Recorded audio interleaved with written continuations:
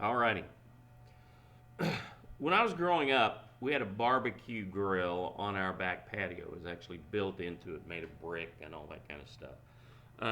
That we used occasionally. I didn't use when I was littler, but got to where I could use it some. And it used charcoal briquettes, which I'm sure you all are very familiar with around here. The grill I have at home now is propane. Much prefer that for me than those little charcoal briquettes.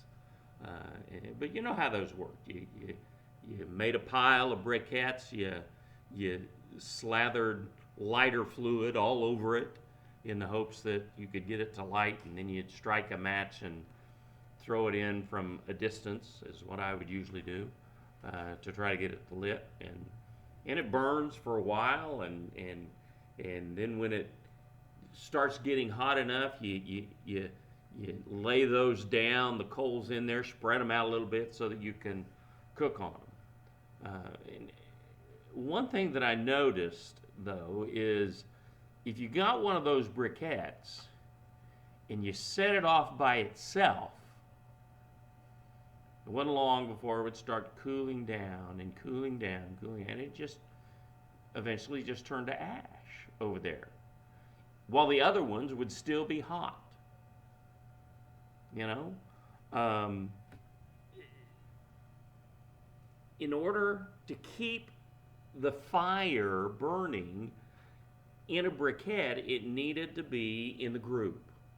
Because when it's in the group, it stays hot. When it gets away from the group, it gets cold. Humans are exactly the same. We also need to be a part of a group, part of a network, in order to keep the fire going. When an individual is separated from the community, that's when trouble starts to come. I'm sure you all have seen the movie Castaway or know something about the movie Castaway. Tom Hanks spent 4 years in that movie, 4 years, on a desert island. And by the end of it, he was talking to a volleyball. So, we aren't made for isolation. We're just not. The way we're built, God didn't make us to be isolated. I think that's probably one of the reasons that in a prison that's considered a deterrent. When you're put in isolation, it's a punishment. Because we don't like it. We don't like being isolated. We don't cope well with isolation. Studies show that lonely people tend to be more hostile.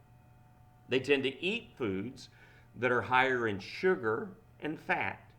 They're prone to high blood pressure as well as increased levels of stress.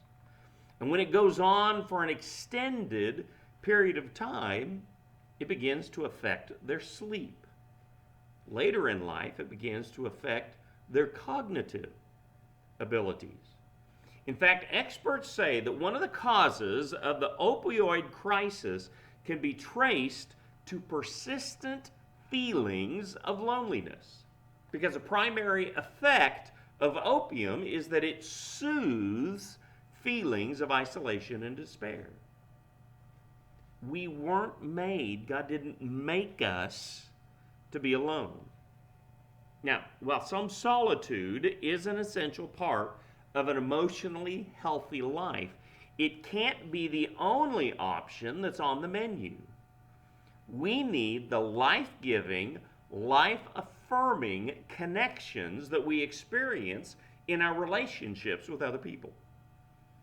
We've been looking here on Wednesday nights at some of the essential first steps of Christian living with the idea of recapturing or maintaining that same level of enthusiasm that was so prominent in the early days of our Christian walk. In previous weeks, we looked at immersing ourselves in Scripture, immersing ourselves in prayer, and immersing ourselves in service to others. And tonight, I want us to look at how we can immerse ourselves in community with each other. In a lot of ways, we're more concerned or more connected now than we've ever been before in the life of the human race. We can easily keep up with what's going on in the lives of people that we rarely even see. If you have friends or family halfway around the world, you can talk to them.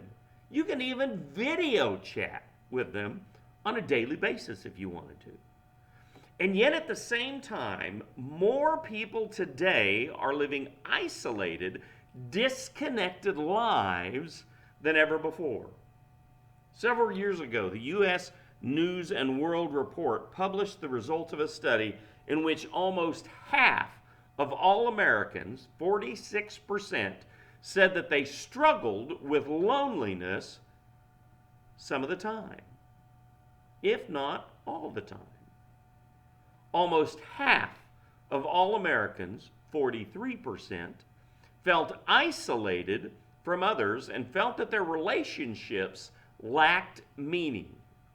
And surprisingly, the younger the age, the higher that percentage got. Also, for men, the percentage was much higher than it was for women of the same age. It shouldn't be this way. It doesn't have to be this way either.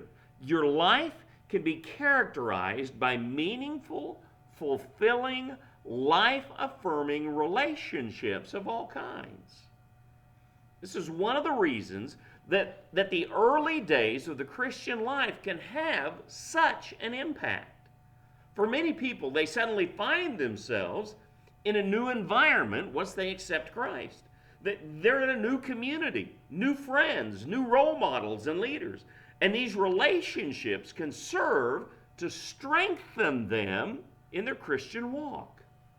That's the way that it should be. And that's the way that it can be when we intentionally set out to establish connections with others in such a way that we're strengthened together in our faith. It's also the reason I believe that so many new Christians or church members fall away from the church, because they don't make those connections and they're drawn back into the world and back into the friends that they had just come out of. So tonight I want to talk about 5 connections that all Christians need to seek out on a consistent basis. These are 5 communities or 5 circles, if you will, that we need to be a part of. And like the Olympic logo, these circles tend to overlap some. These 5 fundamental needs are often met in a variety of groups and communities to which we belong. But we need to make sure that we're getting and giving each one of these in at least one setting. First of all, we need to be involved in a community of worship. I'm talking about things like what we're doing here right now in this service, what we're doing on Sunday mornings and Sunday nights. We come together as a group with the primary purpose of worshiping God. That's a good thing, okay? There's power in worshiping together as a community, even more so than when we try to worship alone. I've heard folks say, I can worship God in the mountains or in the forest or even out on the lake. I don't need to be in some kind of a stuffy building in order to worship God. And that's true. You can worship God wherever you're at. You can worship God out there on the lake. But unless you take a group with you to the mountains or to the forest or out on the lake, you're still missing out on a very important aspect of worship, that we do it together as a community. Now, I realize that I'm saying this to people who are already in church. And again, I thank you for being here tonight. So there's no need to really belabor this point a whole lot. But I do want to encourage you and to say you need to do it often, every week even. We need to get together and worship God just like we're doing tonight, just like we do on Sunday mornings. Worshiping together needs to be one of the highlights of our week. We want to be able to say, like David did in Psalm 122, verse 1, I rejoiced with those who said to me, let us go to the house of the Lord. In order for us to be rightly connected to others in a way that supports our spiritual growth, we need to be a part of a community of worship. Now, here's the second community or circle that we need. We need to be included in a circle of acceptance. Now, I suppose you could call this a circle of grace if you wanted, a community of grace. I'm talking about a group of people who love you just as you are, accept you just as you are, who forgive you when you need to be forgiven, who encourage you when you fail, and who are with you through thick and thin. There was a show several years ago called Friends. Some of the words to the theme song are, I'll be there for you when the rain starts to pour. I'll be there for you like I've been there before. I'll be there for you because you're there for me too. Friends, that show is still one of the most watched reruns ever. And I think one of the reasons that Friends remained so popular more than a dozen years after it ended is that people are drawn to the bond that those 6 individuals have with one another. They certainly weren't perfect, but there was a spirit of love and acceptance among them on the show. How much more then should you be able to find that same kind of spirit of love and acceptance among believers? Typically, in a best case scenario, this circle of acceptance refers to your closest friends and closest family members. But we know that it doesn't always work out that way. Sometimes our family and so-called friends aren't supportive at all.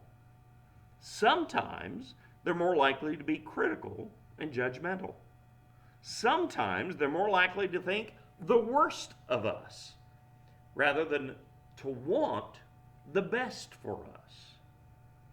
When we find ourselves surrounded by those types of people, we feel isolated and alone. Robin Williams once said this line in a movie, I used to think the worst thing in life was to end up all alone. It's not. The worst thing in life is ending up with people who make you feel all alone. If your friends are like that, you need to focus on finding better friends. If it's your family, quite frankly, you have fewer options there. Okay? But here's what you can do.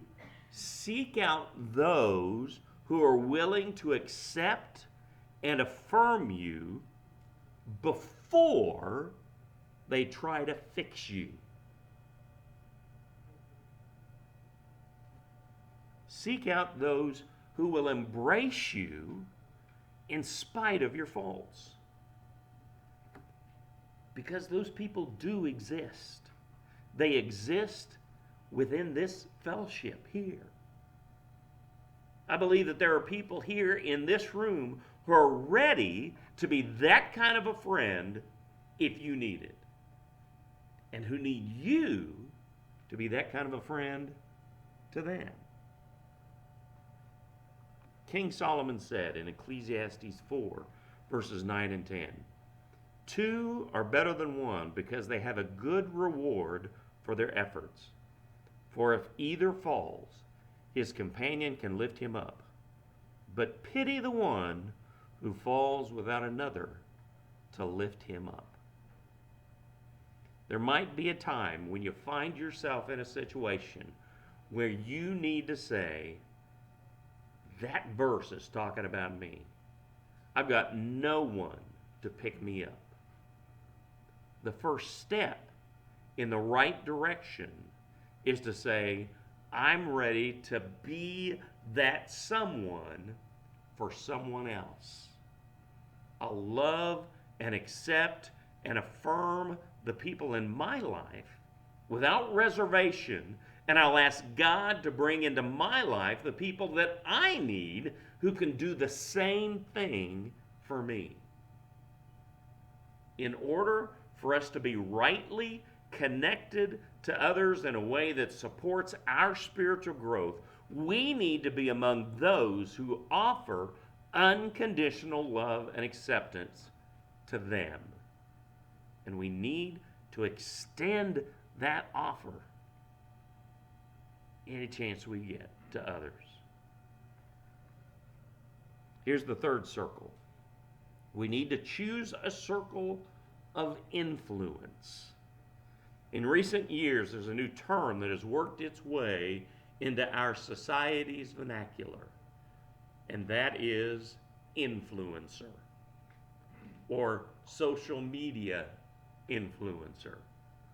The social media influencer is someone who has somehow become famous for being famous and has built a very large following online, usually on Instagram or Twitter or TikTok, so one of those, okay? And they now have the ability to influence certain people or certain age groups to buy certain products or listen to certain bands or attend certain events. They have influence over a large group of people. Celebrity influencers is not anything that's new. A great deal of advertising is built on the idea that you'll drink this cola if a particular movie star also drinks this cola. Or you'll vote for this candidate or hold this political opinion if a certain celebrity says that that's the way that you need to go. I don't know if this is a good idea, which is a nicer way of saying this is a terrible idea. You don't want to make choices in life and draw your conclusions based on what a famous person thinks. You want to be selective in who you allow to influence your thoughts, your ideas, and your behavior. You want to be intentional in how you choose those who will influence you and those whose example you will follow. Obviously, the key influencer in our lives should be Jesus. What he said and what he did should be the guiding light behind all in our decisions. As we saw last week in the message on serving others, Jesus said in John 13:15, "For I have given you an example that you also should do just as I have done for you." Clearly, Jesus needs to be front and center in our circle of influence. But there are others whose example we can follow as well. In his letter to the church in Corinth, Paul said in 1 Corinthians 11:1, "Imitate me as I also imitate Christ." That's what we need to look for in the examples that we follow. Ask yourself, does this person demonstrate the qualities and characteristics of Jesus Christ? Do I see the presence of God in this person's attitudes and actions? Those are the types of people that you want to choose as influencers, as role models, if you will, even to the point of imitation. This category of choosing your influences also includes finding a mentor or mentors like Elijah and Elisha or Paul and Timothy. I'm talking about people who have the wisdom to speak into your life and give you guidance on matters of importance. In order for us to be rightly connected to others in a way that supports our spiritual growth, we need to ask ourselves, who are my influences? Who do I listen to? Whose opinion do I value? Whose example do I seek to follow? Seek to follow the best. Seek to follow those whose lives reflect that we see in Christ. Period. Here's the fourth circle of connectivity. We need to establish a circle of accountability. Everyone needs to be accountable to someone. But please understand, you cannot be accountable to everyone. There are limits to the levels of accountability. This is what most of us teach our children as soon as they're old enough to understand. Mom and dad can tell you what to do. Your grandparents can tell you what to do. Your teacher, when you're at school, and with certain grown-ups in certain situations, you're accountable to them for your behavior, and you have to remind them that. But if a stranger tells you that you have to do this, or a friend tries to get you to do this over here, you don't have to answer to them. Because ultimately, you're going to have to answer to mom and dad. We want our children to learn to recognize and respect proper authority. As adults, we need to do the same thing. Not everybody is your boss. Not everybody gets to tell you what to do. But you do need a structure of accountability, not only in your professional life, but in your personal life. Scripture says in Romans 14:12, so then each of us will give an account of himself to God. God is the one that we are ultimately going to give an account to.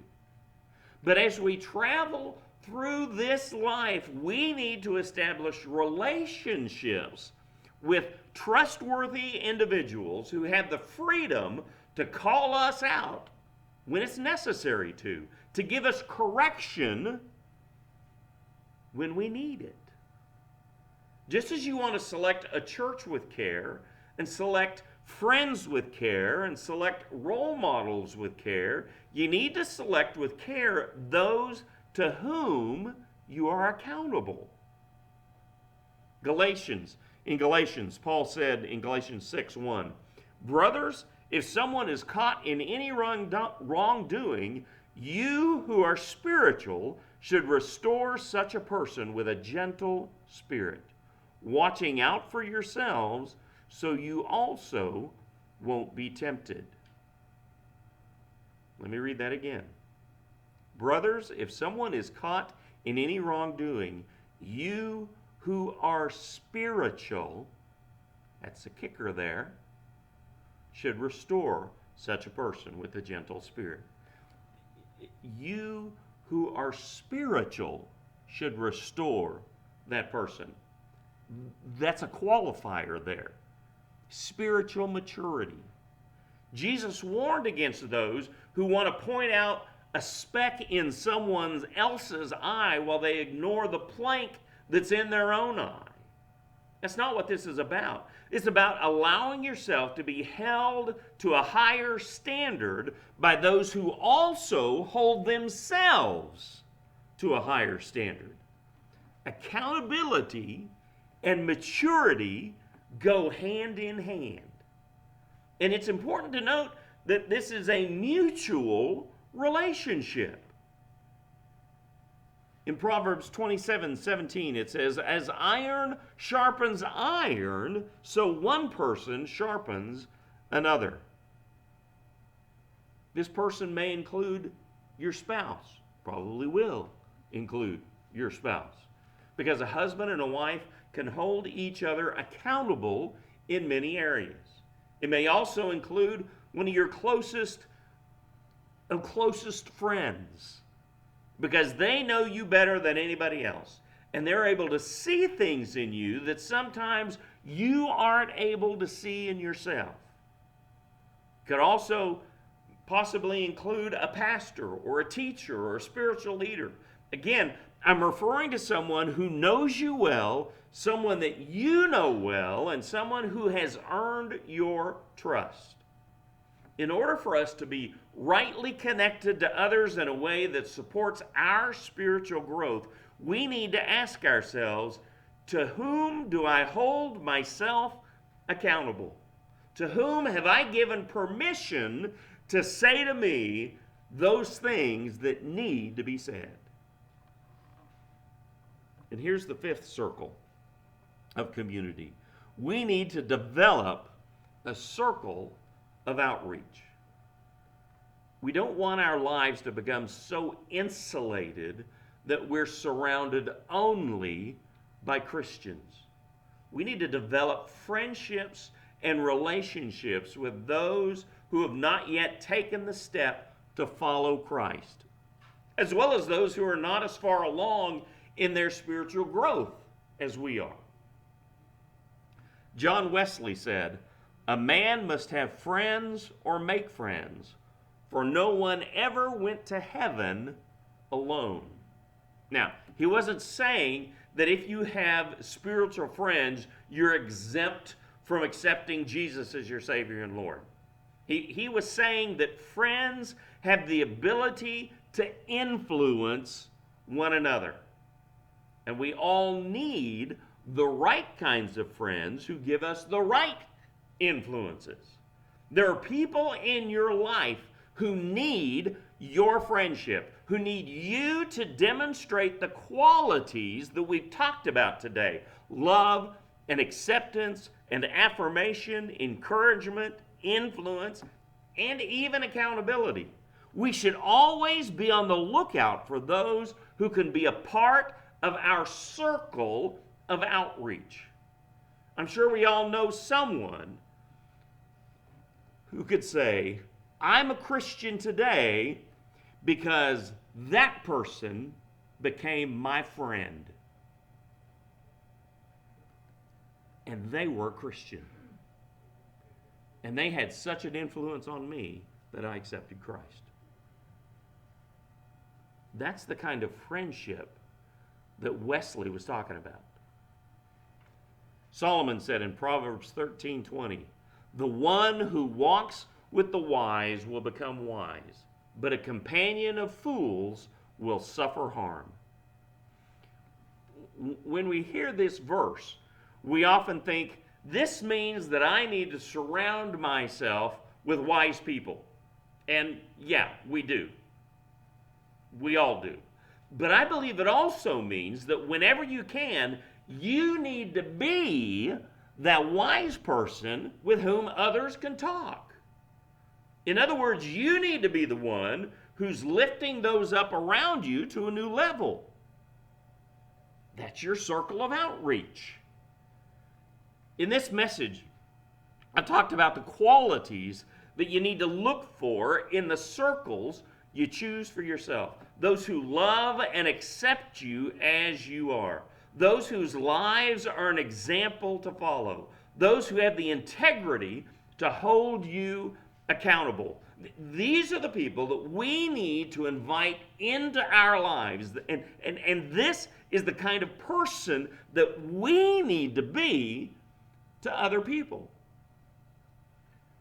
Personal development expert Jim Rohn once said, "You are the average of the 5 people you spend the most time with." According to research by social psychologist David McClelland, the people you consistently associate with determine as much as 95% of your success or failure in life. Another way to say this is, show me your friends and I'll show you your future. But it's more than just the people that we pal around with. It's the entire network of the communities that we're a part of and the circles that surround us. We weren't made for isolation, like a charcoal briquette that's been cast aside and it quickly turns cold and turns to ash. We were made to be together in connection with community with others. And I can say, show me your connections, your communities, the circles that surround you, and I will show you your future. That's why it's essential that each one of us is involved in a community that worships together, like this one. And it's essential that we find caring people who love and accept us just as we are, and role models and mentors to give us an example to follow, and trusted advisors and spiritual leaders to give us correction and keep us on track. And it's essential that we're reaching out to others in a way that will bring them closer to Christ. If you're strong in each of these areas, then you are strong indeed. Throughout these 5 messages, and this is the 5th one in this series of Getting Back to the Basics, I have saved what I thought was the key verse that brings everything together for the very end. And again, I thought, I did it for the other 4, we might as well do it for today. In the book of Hebrews, the writer says in Hebrews 10, 24 and 25, "And let us be concerned about one another in order to promote love and good works, not staying away from our worship meetings as some habitually do, but encouraging each other, and all the more as you see the day drawing near." This verse summarizes the purpose behind our community of faith. We cause one another to promote love and good works. We stick together and we give each other the encouragement that we need. This community and the circles that you belong to are vital to your spiritual health. They keep the fire burning. In the first week of this series, I said that a back to the basics approach to a Christian living is to keep Jesus front and center in everything that you do. In each message of this series, we've looked at how to do that. You keep Jesus front and center by walking with Him daily, by spending time in His Word, by praying throughout the day, by following His example in serving others, and by surrounding yourself with a community of encouragement. Those are the basics, the fundamentals that keep Jesus front and center in every aspect of life. We will never, I don't care how long you're a Christian, you will never outgrow your need for those daily spiritual disciplines. If you want to thrive in your Christian life, get back to the basics. Follow the fundamentals every single day. Take out your prayer sheets, if you would.